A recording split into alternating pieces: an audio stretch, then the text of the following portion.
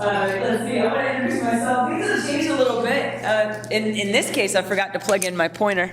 So, technical issue. So we're going to talk about evidence of execution today. And my name is Alissa Torres. I'm an incident response manager, but still totally technical. I work at Cargo, and I have also been teaching for SANS for 5 years as a certified instructor. So I'm the track lead in the Memory Forensics course, which is a 5.6 course, and some of the content that I'm going to share with you today is just what I spend a lot of cycles doing. I chose my most recent job, one I currently hold, because when I was on the phone and interviewing, they were telling me that they do memory forensics, and I was like, sweet, and forget the network stuff, it's all about the host. And so I get to do this day in, day out, I'm super happy about it. So yeah.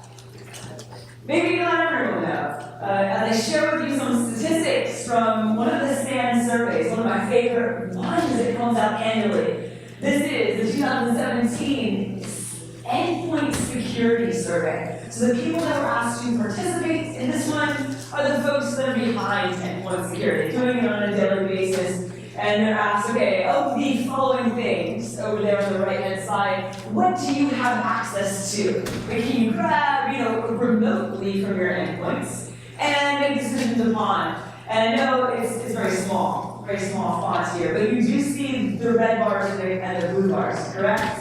You see those. The blue bars, everything that they're able to monitor remotely, or say, upon performing system interrogation, they're able to pull this information back. So we start off on the left-hand side, which is equivalent to the top right-hand side of my slide, verbiage-wise. You can see as you get to the bottom of the list on the right-hand side, we start talking about memory forensics, memory artifacts. It is, let me zoom in. As we get to the wee bitter end, the red line has grown. It's about 40% of the respondents to the SANS survey do not have the ability to pull back memory artifacts. Oh, it's terrible. It's terrible. So what are they missing, you ask? As we start off with evidence of execution, this truly is the foundstone of, process list was executed on the box. It's the true picture of system state. So if you're not acquiring memory, those 40% of people who are answering the survey in the negative, these are the things that you're missing. Currently running processes, ground truth on currently running processes. We'll also say, hey, maybe a past perspective processes that ran and are now terminated. Likewise, you get the same historic view of network connections. So we're going to be looking at 30 case studies. I thought, maybe I'd be able to fit in 4, but 3 is a lucky number. So we're going to go with 30 different owned machines, some of them taken from my environments. I think each and every example is personal representation of milestones that I've achieved in my own life. Do you measure your personal achievements by how many times your own machine has been compromised? Remember back in the day with the Melissa virus, it was awesome, and I learned, right? For each and every one of these that I'm going to share with you, we learned a great deal. Every team that I've been on in the past. So I'm doing a bit of a sample set. Some of the most fascinating stuff that you can pull from memory, I like the memory map files. Memory map files can speak to if you're doing a user investigation, or you're trying to explain what did the user do on this thing to compromise the system. Always point a finger and get someone fired. It's always my objective. But I also like the fact that memory map files, as you're going to see in a few of these instances, memory map files can be quite revealing if it's an artifact. It's a Windows artifact that you're pulling from the file system and parsing offline.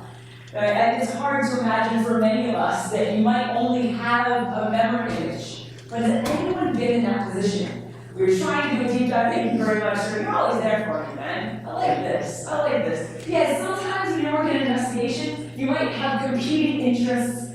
Maybe you have a managed service provider who's bound and determined to meet their SLA and pull the machine that's compromised offline and re-image it, get it back online as quickly as possible. So if you're the analyst taking part in this investigation, perhaps all you've been able to achieve is a memory image and you work off that. So we'll go from this perspective. In that case, the memory map files, that are in that memory image might be the sole source of some of these Windows artifacts. So I'm not trying to make it harder as I go through these scenarios. I am merely trying to show you a perspective where everything can be pulled from memory. So let's jump in. These are some of my artifacts, my tried and true artifacts, evidence of execution. I hope that you see some of your favorites up in my list. As I propose to you some of the tools we will be using. Give a shout out. We got a ton of them. Yours is probably up there. No worries, no worries. These are examples of tools that are being used in incident response today, maybe to monitor the endpoint or to pull things back from the endpoint. My team does memory dumps ad nauseum. We just love this stuff. So we use a combination of volatility and recall, each of them having their own strengths. In fact, the last time I presented here at BSides, I did a demo. That was the demo. They needed internet access. I did a demo of recall. And I'll tell you, things have changed like wildly. I think I was demoing on 1.4.1 version, which is totally old school. We're ramped up to 1.6 now with recall, and it's fascinating the changes that have been put in place. So we're going to start with the first system. You guys ready? Yeah. Well, there's a little bit of a challenge here. Maybe first is for you to suspend your disbelief that antivirus might very well hook you up. In some instances, you're like, that will never happen. It's always late to the game. Sometimes late to the game is good enough. It is for your detection purposes. Take a look at this one. Is anyone concerned? Should I just say, oh, the antivirus died? So SVCHOST is alerting that it found some strange SVCHOST. How do I know it's strange straight off the bat? The location where it's running from. It's not supposed to be in this user's profile. No, where is it supposed to be? Yeah, it's probably there too. That's the good thing, right? It's probably there too, running from system 32. Well done, well done. So should I just, as I'm flipping through doing my daily log reviews, would this be okay, or is anyone concerned about it? Why? What's the deal? What makes this a little different? Based on the verbiage up there, the type of scan, how and when did you catch this thing?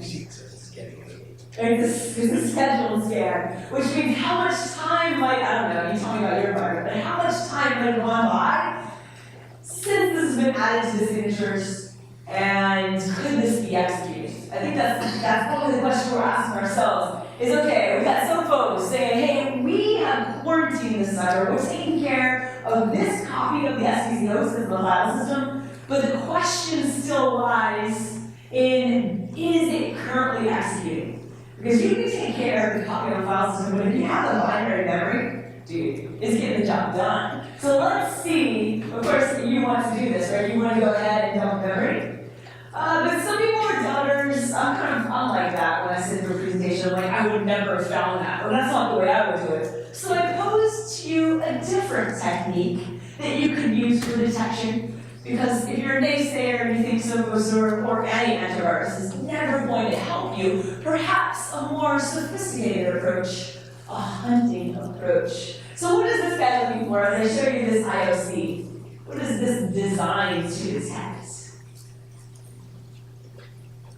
You know, indicator compromise. How many of you crafted one of these things? There's some hands going up that I hold you accountable for telling me what I'm looking for. What would this pick up?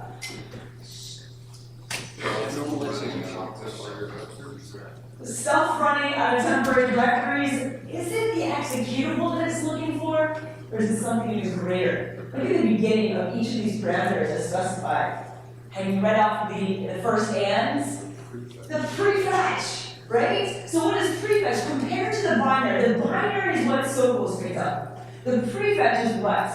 Why is it so glorious? What triggered it? Nice, yes, it's evidence of execution. So one is simply, no, we caught this for you. It'll never happen again because we quarantined it, we got away with it. This right here, this type of detection means it's already run on your box to the point where a prefetch file now points back to something that ran out of the user's, what is it, AppData roaming.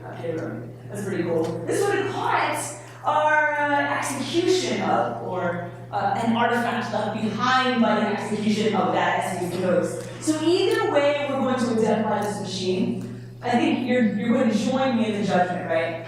Join me in the fact that this machine needs further investigation. Okay, convince you of that, regardless of how you're going to come upon it. So, okay. So I did remember, I pulled it back. We use it's called titanium. Is there any titanium band up in here? Oh, see, I got some hands going up. Nice. I didn't know. I didn't. User. All right. I like it. No. So we pull back. I think it uses under the hood. How it gets memorized when you remember from recall. So it's good. So I present you a filtered process list.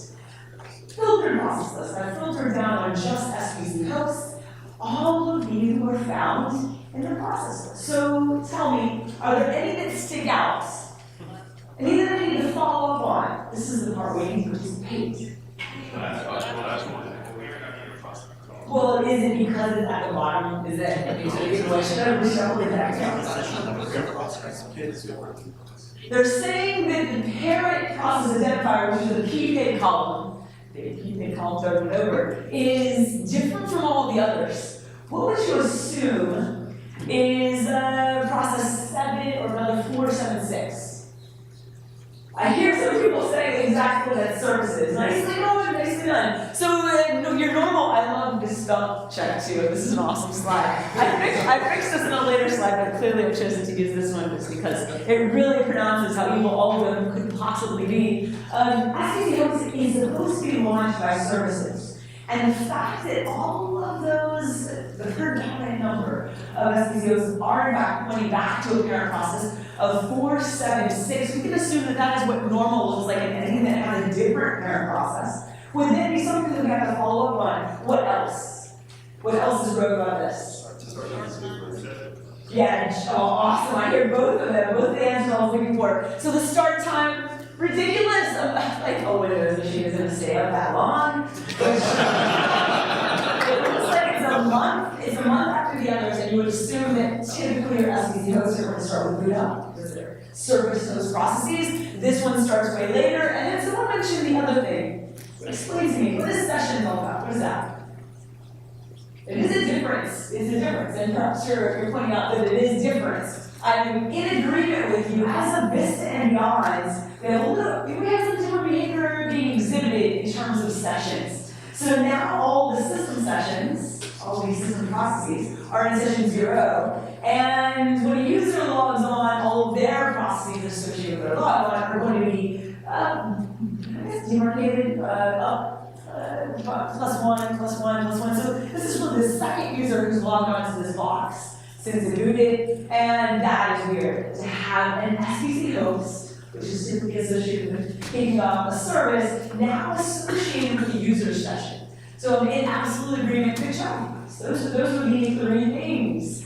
So we want to dig deeper on that one. If you're just looking at a process list or doing memory analysis, you're not going to see full path to disk where the SVC host launched. So this is where it gets a little crazy. I told you things had changed with recall. So look, recall, you can just drop into an interactive session, typing that first line will get you there. I've named my memory just now, .ing. And that second line is what you type in if you wanted to clean up your PS tree output. So the PS tree output is going to be all the hierarchical structure. Anyone run this before with volatility or recall? What? Does anyone do memory forensics on a day-to-day? Every other day. That will work. That's cool. We can hang on. Cool. So all right. So maybe you're picking some techniques up here. A PS tree is the presentation, the parent-child presentation of the process list. So you can easily eyeball it and get some good stuff. We can see that all of the SVC hosts were falling under their services except for this one. So because this one stuck out, I decided to drill down and show audit, command, and path. These 3 things you can see if you run PS tree in verbose mode. And sure enough, now what are we looking at? Conclusively, what do we have? Evidence of execution, right? We have a process that was launched from that rogue location. Then someone said, hey, I got this thing, don't worry about it.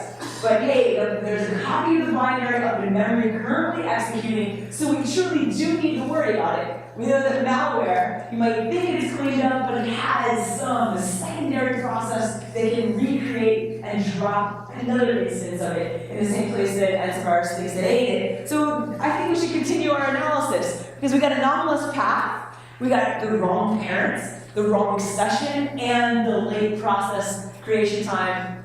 What else would you do? I told you what the intent is get someone fired. Who clicked the link? Who downloaded the sucker? Root cause, that's what we're getting paid for here. Anyways, that's what keeps my team occupied and totally entertained. Let's go find out how this malware got on the box. So we want to put this thing in a timeline.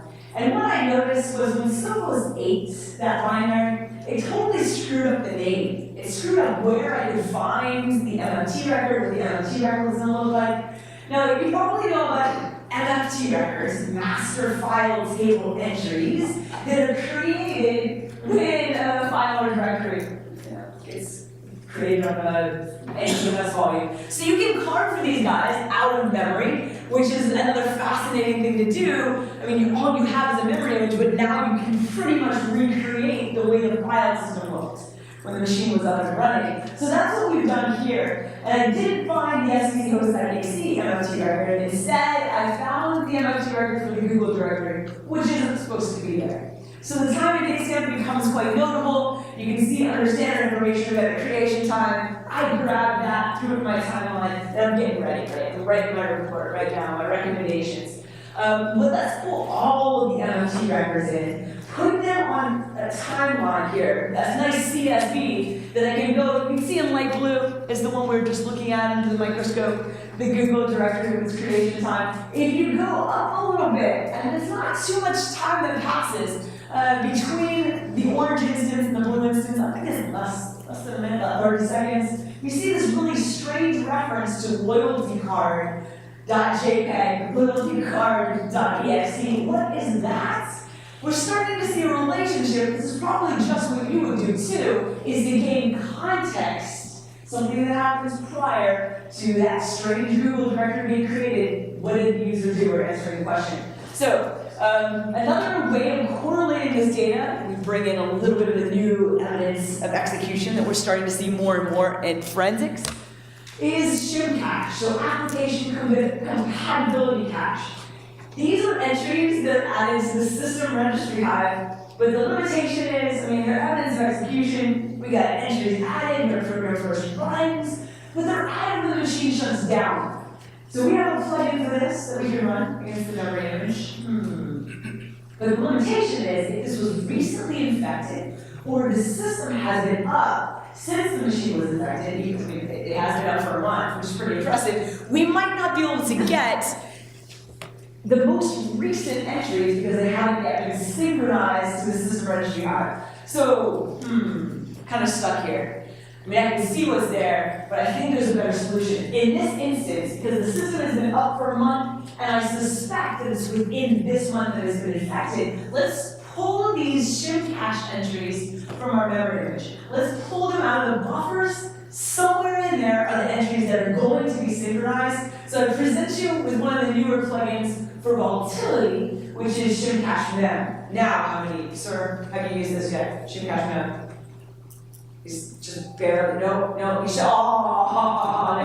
there goes the dude that knew exactly what I was going to say before I said it. All right, so this is where we hit pay dirt. As I'm looking at this memory image, we see that the strange SVCHOST is seen kicking it right there in the middle. So this is the Shimcache mem output, and the topmost entry is the most recent program that executed. And as you start moving down the list here, it becomes an older entry. So I think it is, entry number 6. So you can see my arrow here. That's the rogue SVCHOST that I can't get the MFT record out for, but I can see the last modified time of this binary is captured here, and that has the 2010 last modified time. Down here a little bit further is the loyalty card.exe. So you have a little bit, it says it's a bit of a corrupt entry, but we do have evidence of execution being offered to us that shows loyalty card RAM. So we're starting to put together a story of what happened on this box, and I can mention, user did it, he's guilty. What else would you bring in? What else would you bring in? What do you recommend doing from here? Oh, so user attribution. Because right now we're like, somebody did it. Or something did it. But yeah, you should try this back down to user accounts. You can probably start looking at browsing history as well.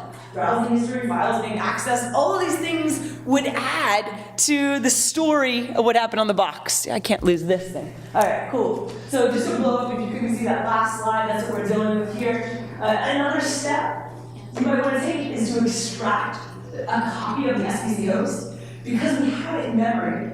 Even if it's been deleted, destroyed by Sophos, we still have it in memory and we can pull it out and run some strings against it. This happens to be a point of sale variance of malware, which is pretty interesting. I mean, considering the environment we found it in. So we conclude, write a report, describe the behavior that was we found, evidence of execution, and in many of our enterprises, what would this result in? Kind of commodity malware, well-signatured. What would you do? Container remediation, one fell swoop, what do we got? I heard it, wipe and reimage. I heard it. But if you listen to Sophos, might not have made that decision, might have like, stay girl, allow us to continue. No. So I present to you system number 2. And this one is a dark story. And it all started with the concern index. I see that Stealthwatch is here at this event, and I'm pretty psyched to talk to them, because I'd like to say that it was Stealthwatch who saved our asses in this instance, with some supporting roles played by our antivirus. But Stealthwatch concern index spotted some pretty strange activity. Just looking at this right now, does anyone know what this is? Oh yeah, absolutely. There's a crap ton of SMB traffic, both inbound, and there's a couple of anything of concern coming inbound to this machine. Obviously, I'm the IP address on the left, right? It's my local IP. It's my local interface. Who's making a connection to me via 445? Those are the ones that are bracketed in red. That's cool. That's probably the way you got your home network set up, right? Then a little bit of a 445 or something. I hear my buddy at Rendition is identifying people that have 445 open to the internet. Thanks, sir. I don't think this is you, though. No, it wasn't you. But somebody definitely found us out. We have our internal IP address, and it's that 148, if you can see it. The second red box, 148, seems to have found us out, made a network connection to us on our externally facing 445. Poor shame. But it seems like we're doing the same thing to everyone else we can reach out to. Owning process name, that's the cool thing about NetScan. That's what you're looking at here, is NetScan. It's a memory dump that was taken from a machine where the Stealthwatch concern index was sky high. So, no? You don't recognize the process name? You guys live a very, very calm and easy life. This is, anyone? Okay, fine.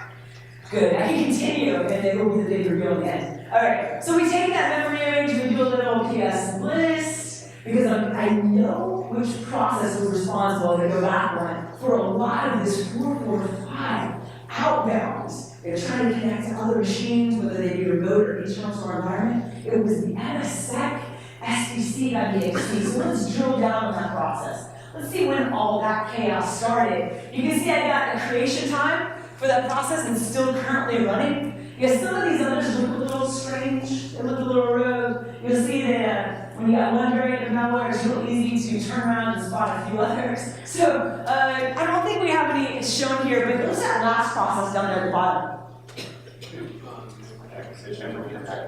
Yeah, so that's the recall. That's the PMEM suite when PMEM runs on a Windows box to dump memory. But unfortunately, this is not a contrived scenario. This is a real memory image from our environment. So we got, maybe you want to know how long this machine has been running and when the memory image was taken. You'll have to ask where we should respond here once that strange MSSEC SVC started. So image info from recall is going to give you uptime, which could be fascinating because it does affect the next play. it affects me as to where I'm going to find evidence of execution. Remember what I was telling you about Shimcache? You know, Microsoft has created this application compatibility cache, the ability, the application experience that tracks the needs of applications when they first run out of the box, whether they actually need accommodations, right, or some backward compatibility shim. So if it hasn't shut down since it's been infected, then I have to take a step back and I have to pull things from the buffers in memory in order to get that accurate reflection. So I switch immediately if I'm finding out that it's been up. Did anyone calculate that while I was talking? You see the seconds for uptime?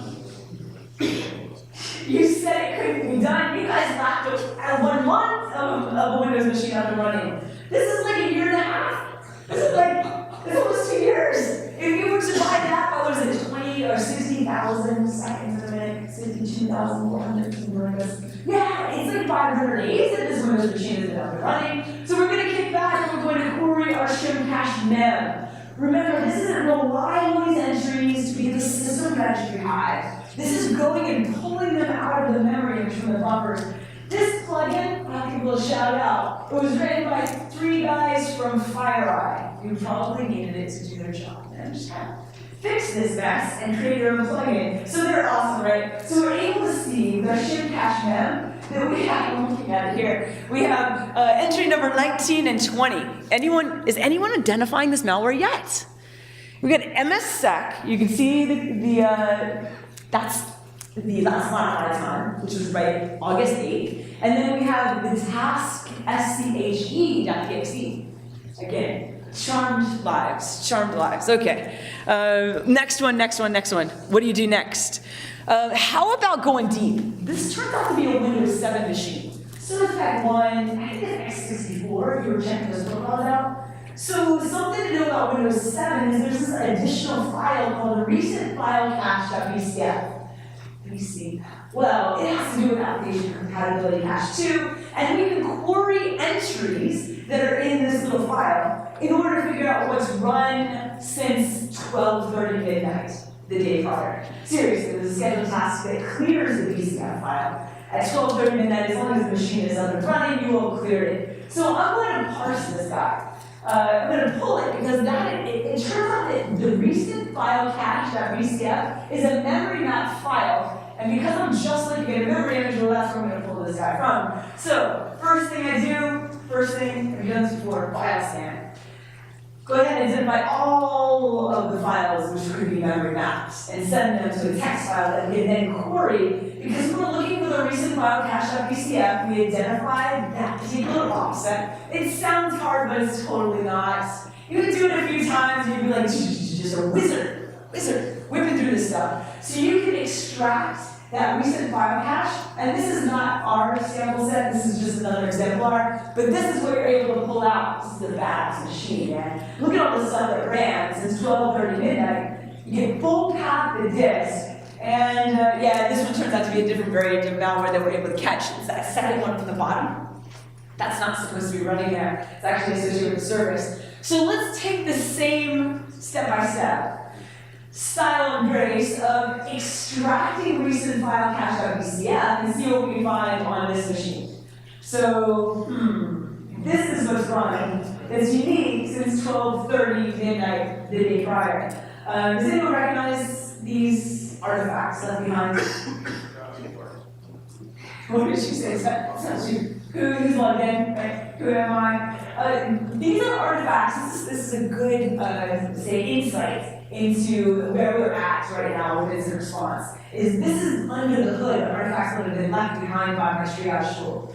This is the triage and collection tool, leaving all of this cool stuff, but you might note this closely mimics that which an attacker might use in the box too. So you kind of have to keep track of things. Attackers will often drop into a shell and do a little net use, net share, get a little crazy. So they might have created these artifacts too. Who's name, who am I? It turns out this is Tanium under the hood, creating all of this stuff. So I have to go in and do some timeline analysis based on the artifacts that I'm collecting. Artifacts of evidence of execution is fascinating as long as you know who to attribute it to. In this case, this is my team. So I take a step back. How about we go and do the MFT analysis? That worked for the last one that Sophie was complaining about. Let's see what we got here. I send this to a body file. So I take a volatility plugin, MFT parser, and I send all of those 1024 byte MFT records over to a body file, because then I ran MathLab against it, so it can make this beautiful CSV that I'm sharing with you now. So we got born time, MACB in that second column. That means the file was born right then as August 8th. And that was not a big day for me and my team. Shortly after that, you can see task SCH.exe, born and then modified. So if you're thinking they have something to do with each other, you'd be absolutely right. We take another look. This is what Timeliner, another volatility plugin, shows us. Evidence of execution and associated threads. We knew that this guy was active in the box, so really that is no surprise. We might look for signs of injection. Code injection is alive and well on this core system. When you're looking through the memory image, you're looking through all of the currently running processes. Are there any MZ headers stuffed in there that you can't attribute? You do not have file path to disk. It turns out one of the first processes I looked at, LSAS. What is LSAS responsible for? Authenticating, log on, taking credentials, making sure you're legit, and you can create a session on the box. Excellent stuff. So poor LSAS hasn't injected. There's 3 different DLLs that I don't know where they came from, but they are, in fact, something I can dig out. Malify offers the ability to extract our binary here, and when I uploaded it, damn, no! You guys didn't help at all. The Mars Total actually knew exactly what was going on. Just like WannaCry today. Just like a little bit of WannaCry, not just one WannaCry though, because you see that lateral movement. How someone presses. The lateral movement of 445. It's like you guys weren't there. What is this? How did you spend your May? They passed. Holier than thou. I get it. Excuse me for having an RCS environment, I guess. But that's the common excuse, isn't it? That's the common excuse. But yeah, so that's how this one started. I won't say it ended here, but just a bunch of terrible red. And so that note, that was August. That wasn't May. We were fine in May. It was August. So yeah, so you put this on the timeline, and you can kind of pan out. This one, I think when we were able to capture what we shared when we looked at NetScan, you saw that connection inbound from our awesome and highly available 445 that was bound, allowing remote IP addresses to hit it. I think we spotted that initial infection on the box, which is pretty cool, because we dumped memory at the right time. There was a chance, because that was a closed connection. If I go back and I show you that one again, because that was the best of times, right? That was before you guys knew how bad it was. We were thinking, oh, this isn't just running, that was going to be just commodity. So if you remember, that one is in a closed state. It is very well, I mean, give this box another 5 minutes, another 30 seconds, and that TCP underscore endpoint, which is the metadata structure created by the TCP access driver, it could very well be destroyed or overwritten, right? It's in a closed state. How long will I have to hang on to that particular metadata structure? Well, it serves its purpose. So my point is, we captured memory at the right time, and we actually caught that initial vector of infection. What we're looking at is patient 0. And I can't tell you, maybe it's patient 0, it's 101, man. It's 101. It's solid. But no, so that's pretty cool. When we're going through all of our potential patient 0s, now we can find that remote connection that came inbound, the sole machine in our enterprise that had external 445 open. So, and I put this stuff out. Evidence of execution clearly won the race here. I like the recent file cache too. So I have one more machine to share with you, but I'll give a pause because I don't want you to forget machine number 1 and 2 because they were so good. Any questions thus far? Any questions thus far before I jump into this one? Oh yeah, please. So system number 1, what was it that raised your attention to in the first place? I think you're asking what was the root cause. No, what made you interested in the first place? Oh, so he's like, it wasn't the IOC. How sophisticated are you? What drew your attention to the first box? Yeah, my team would go over antivirus. Yeah, because we know the tricks. They never ignore that stuff. So you're like, yeah. The location of the binary, most of the time it's like, that's crap, that's trash, that was caught upon access, real time, whatever your antivirus is. Ours isn't SVCHOST. I don't know what SVCHOST calls real time detection, but this wasn't real time. So that's what drew our attention to it. We always are getting these reports back, we go through them, and we want to catch those. And you're like, well, where's your EDR? I get it. Why aren't you catching real time all the time? Because this guy's naughty, so it's totally spot on. Any other questions about box 1 and 2? Okay, box number 3. This one's a little personal, and we're going to be involving something called, I guess it's AmCache parsing. AmCache parsing. It's a registry hive that's come out as of Windows 8, so it's been around for a little while. But we only really started truly digging in, getting the most meat on the bone for the AmCache. It also speaks to application compatibility cachements. It's just so much more robust than the other techniques we've had. But I'll share this story with you. Perhaps you've heard this one, so don't start crying. Oh, you heard this again? No, so I'm teaching this class. I'm teaching a memory forensics class.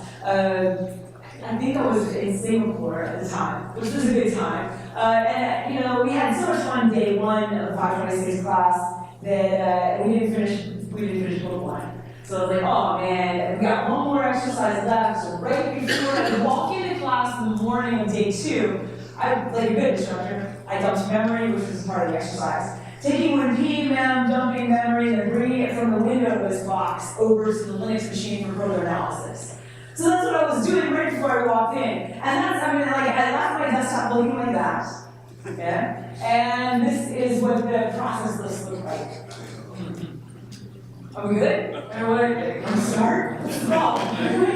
What's the deal? So I was like, you know what? I didn't see any Internet Explorers over here.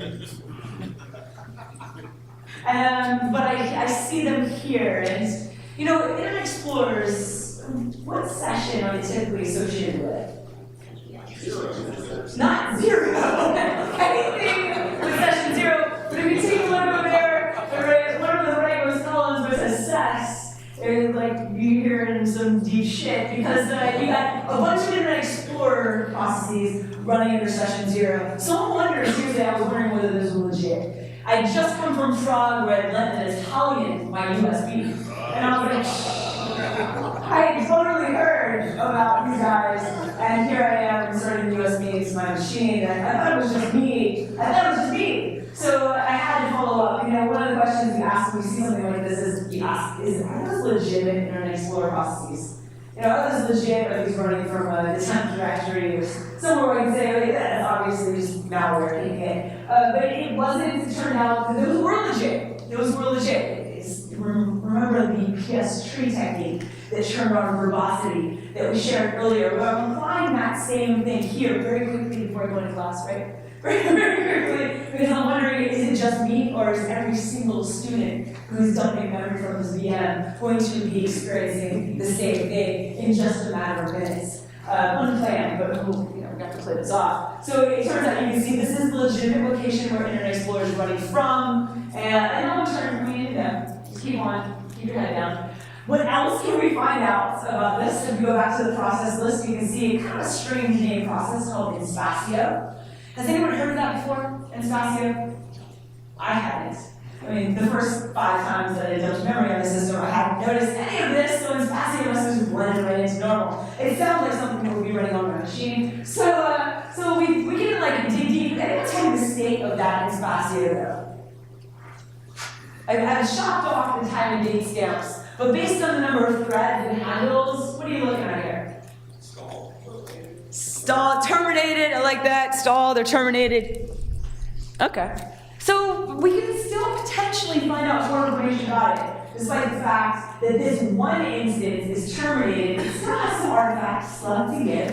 We can still get full path. In fact, that terminated one is joined by others. Some of them in the process list are still running.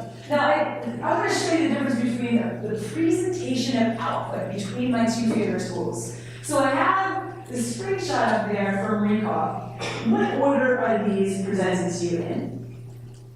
how has recall ordered the process list.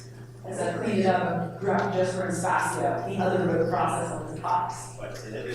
Yeah! Recall shows you the process list by PID by default. Okay, so normally that's not very appealing to the forensic examiner. So classify myself as. So I chose for this one, I was like, let me do this right. Let me do this the way I prefer. Let me go ahead and run volatility and get all of my spacios in order.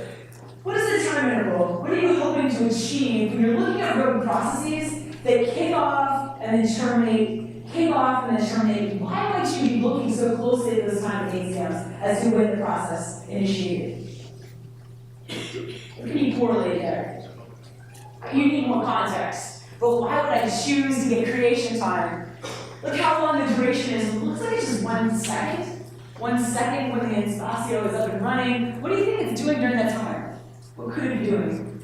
1 second terminate. And then we have like 3 more that are held open.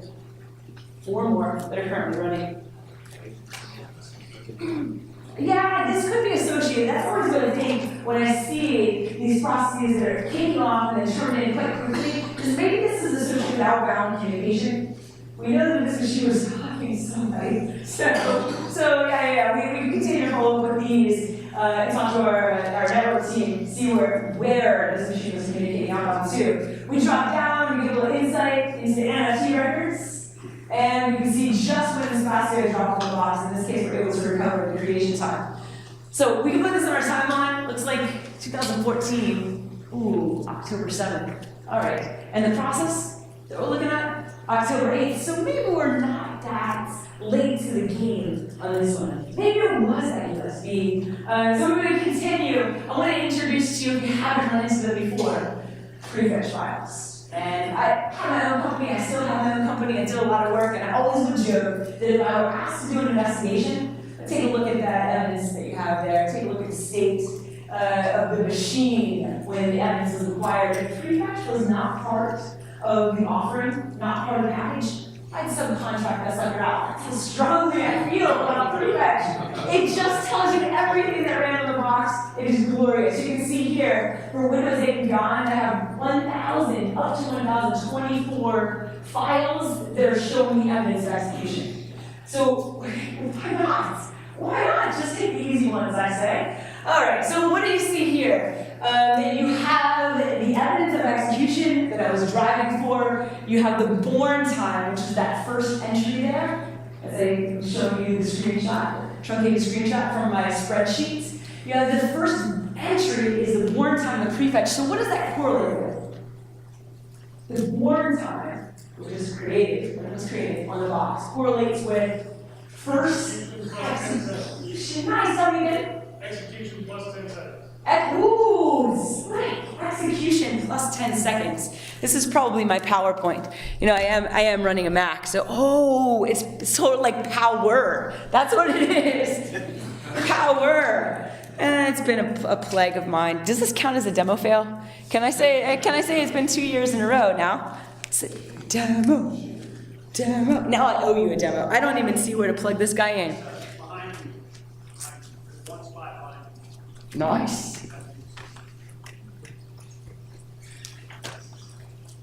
All right, no oohs and ahs as my machine comes back up. Ooh, that was super fast. That was so fast. But yeah, I'll give it a second before I click on it. So, you know, farming under pressure. But, you know, and the techniques that I showed you so far, we've been using volatility, we've been using recall, but there are other tools that you can bring to bear. I mean, I totally left off unstructured analysis. You know, so we got a lot of stream-based parsing tools like Extractor. Is anyone an Internet Evidence Finder fan? An Internet Evidence Finder from, you're not. An impressive tool, would you say? I mean, it has a bunch of signatures that are looking for some very specific data, to include IP addresses, right?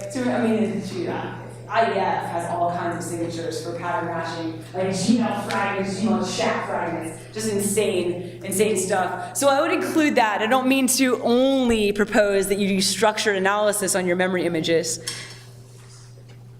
No, it's pissed.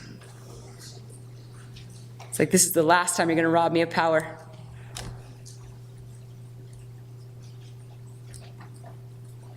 Like note to self, the next person that's coming up. It's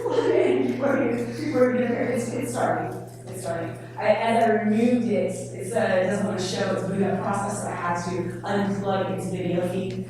So you're not going to be able to witness its super fast startup. I guess it is time for a new Mac.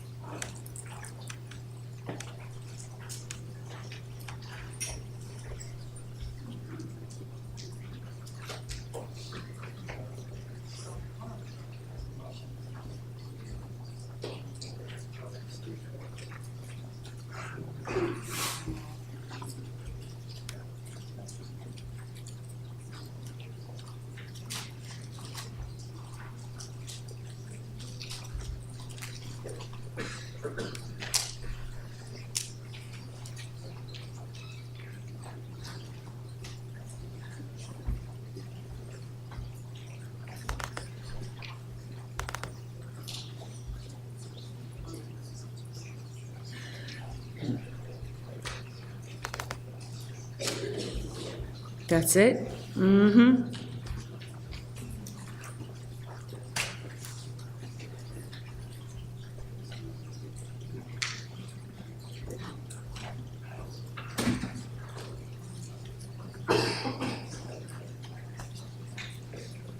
It's absolutely angry now, not responding.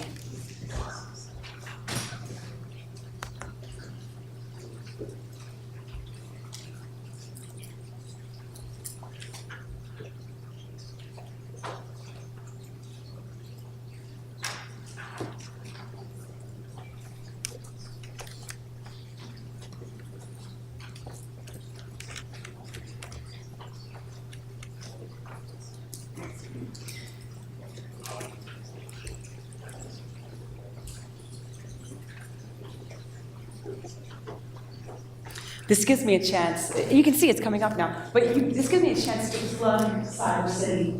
Is anyone going to Cyber City after this? I'm remembering my obligations now. Thank you. I'm going to head over to remembering my obligations to pitch this. Tim said he's going to be doing the same thing. It's up on the, did you say fourth floor? Third floor? All right, cool. Yeah, I think I'm gonna have to just speak to my presentation because I got the Rainbow of Death spinning. Rainbow of Death. That last machine was a doozy. And I'll tell you, I was able to pull out some AmCache. I was able to pull out that new registry hive, the AmCache registry hive. And it didn't parse. I gotta tell you, the way the registry presents itself on this is way different from the way it is actually maintained in this memory. So although recalls, RegJump was able to extract this registry hive, I had to run strings against it. And if you're familiar with the AmCache, the really cool thing about it, in the big grand finale of the presentation I'm on to, just imagine how awesome it would be, I pulled the SHA-1 from running strings against the AmCache registry hive. The one that showed in Spacio, I was able to find its SHA-1, and of course, then drop and search virus total for a match. Why is that so much more superior than what I did with the WannaCry? Because with WannaCry, I actually uploaded the sample. Why is it better to take the version just dropping a SHA-1 if you can have it? If you have it already. Come on, man. Hook me up. Yeah, OPSEC. Little virus total knowledge. I'd say that if that was a special variant of WannaCry, I'd be kind of screwed, and then it might have showed my hand a little bit. Always want to upload or interact with virus total from a non-attributed, say, dirty line from the internet. But, even better if you can grab a hash. And in the case of being able to recover this registry hive that I'm telling you about, which is the AmCache, then I was able to take that without even being able to, say, grab a copy of the file system binary. I was able to take the SHA-1 of the file system binary because it was stuck in this registry hive and uploaded to virus total and confirm that that was in fact the Spacio that was Wells' signature that again, antivirus should have caught. But because we were infected way early, like that was released and spotted out there in the wild on the 8th of October, and I think our infection was the 7th. This explains why Defender let this happen. I think Defender was what was running on these VMs. So crazy, crazy stuff. Almost as crazy as my poor Mac not recovering from the power outage. But I want to have an opportunity. I think I have 3 or 4 minutes left. Is there any question that I can answer for you all? Yeah? No? What? Yes, sir. I'm new to this industry. None of what you just said rang any bells with me. Obviously, I haven't taken any classes on forensics yet. If this is interesting, it's very interesting. If I wanted to go towards the forensic side versus the sysadmin side, where would you point me at to start with the baseline? Yeah, so where is the baseline knowledge? Where is it out there? You're coming into community, you're coming into possibly consider the forensics community at the right time. We have some incredibly knowledgeable researchers who have maintained really good blogs. As the research has evolved, as we found these new evidence of executions and artifacts that we rely upon, you're seeing incredible amounts of, I guess, host materials out there. So I'll kick out some of my favorites. If, in order to do this right, you have to know normal. You have to know what normal looks like. So I suggest, as you exit this room, pick up a blue poster from the stands booth. Anyone pick up a blue poster yet? Yeah, the blue poster is no normal, find evil. So it starts off with some definitions of what the basic Windows processes are. So when you're looking at these lists, upon lists of running processes, you can be like, no, that's normal. Upon initial pass, you'd be able to just do some immediate data reduction. And Corey Morell's blog, I would keep that out there. Michael Helai has an excellent one. So I'll get you with you later. I'll pass on a list of those that we maintain. I spent a lot of time doing Windows internal research on SVU and Michael Cohen's website. So these are all really good resources. You're coming to us at a great time, where the knowledge is publicly available. You don't have to spend an incredible amount of money to get that basic level of skill set. Yeah. Do you have anything to add? No. I had a question. Yeah. I was going to say, what type of trends are you seeing with regard to like index, crypto, malware, with Bitcoin mining? Y'all seeing more and more of that? He's asking me as though he thinks my environment is prone to these things. This is a contrived scenario, people. So whatever extrapolate, I don't know anything about ransomware.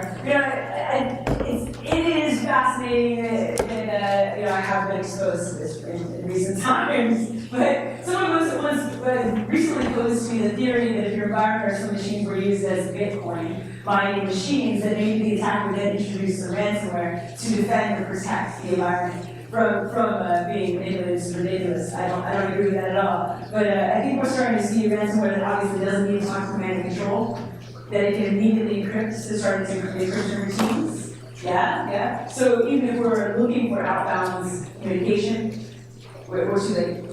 So that's kind of cool. It's all about endpoint detection, watching for the beginnings of these encryption routines and cutting them at the pass. And now I saw my vendor. I have been visiting a lot of vendors. So, we'll talk more. No, don't mean to cut you off. Yes, please. Before